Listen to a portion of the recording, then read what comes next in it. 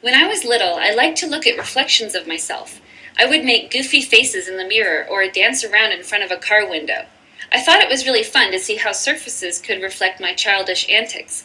But the first time I saw my reflection in a spoon, I was amazed. Looking at the spoon's inner surface, I saw my image reflected both upside down and backwards. Back then, I didn't understand why the reflection of my face appeared that way. But now I know that the image I saw was the result of basic principles that govern the reflection of waves. Wave reflection always works the same way, whether the wave is a light wave, a sound wave, or a water wave. It describes a change in the direction of a wave when it strikes a surface. In talking about reflection and some other wave properties, it's helpful to think of a wave as a ray, a straight line through space that indicates the path of a wave. For example, we know that a light wave from the sun travels in a straight line toward the Earth. Because it's an electromagnetic wave, we could think of it as having the typical wave-like up and down shape, but we can also think of it like a straight line ray. A ray of sunlight is an appropriate concept for how we should think of waves in reflection. So from now on, in this lesson, we'll refer to all our waves as rays. Think about a single ray of sunlight. The ray that initially comes down from the sun is called the incident ray. This is really the term we use for any ray that approaches a reflective surface. The Earth isn't the best example for reflection, so let's say that we've got a mirror here instead. The incident ray comes in and strikes the mirror at a certain angle. Then it bounces off the mirror and proceeds in another direction. The ray that travels away from the reflective surface is called the reflected ray. Incident and reflected rays are related to one another in that the angle of the reflected ray matches that of the incident ray. To visualize this, think about a typical pool table. Say you're playing a game of pool and you're trying to get the 5 ball into this side pocket. You'd have to hit the ball at an angle so that it would bounce off the opposite rail and roll into the pocket. If the ball hits the rail at too shallow an angle, it will end up too far to the left. If the ball hits the rail at too wide an angle, it will end up too far to the right. The ball will always bounce off the rail so that the angle at which it approaches the rail equals the angle at which it bounces off the rail. This principle is known as the law of reflection. The law of reflection tells us in very clear terms the relationship between the angles of our incident and reflected rays. To define these angles, we first identify the normal, the imaginary line that is perpendicular to the reflective surface. When the incident ray strikes the surface, it creates an angle with the normal, which we call the angle of incidence.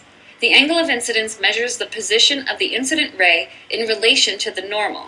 Notice that the angle of incidence is not the angle between the incident ray and the surface, it's the angle between the incident ray and the normal. Just like our incident ray makes an angle of incidence, our reflected ray makes an angle of reflection. This angle measures the position of the reflected ray in relation to the normal. According to the law of reflection, the angle of incidence is equal to the angle of reflection. That means that if our light ray hits a mirror with a 15-degree angle of incidence, it will reflect off the mirror with a 15-degree angle of reflection. If it strikes the mirror at 70 degrees, then it reflects off the mirror at 70 degrees. It's very similar to our example with the pool table. The angle at which a wave strikes a surface equals the angle at which it reflects off the surface. The examples that we've seen so far have all involved surfaces that are flat. A regular mirror is flat and the rails on a pool table are flat. But what if you have a curved surface, like a doorknob, a funhouse mirror, or the inside of a spoon? How do waves reflect off of surfaces that are curved? The law of reflection still applies for curved surfaces, but the normal on a curved surface is different depending on where the ray strikes. You have to think of one curved surface as sort of a combination of tiny flat surfaces. Each little piece of the curve has its own unique normal.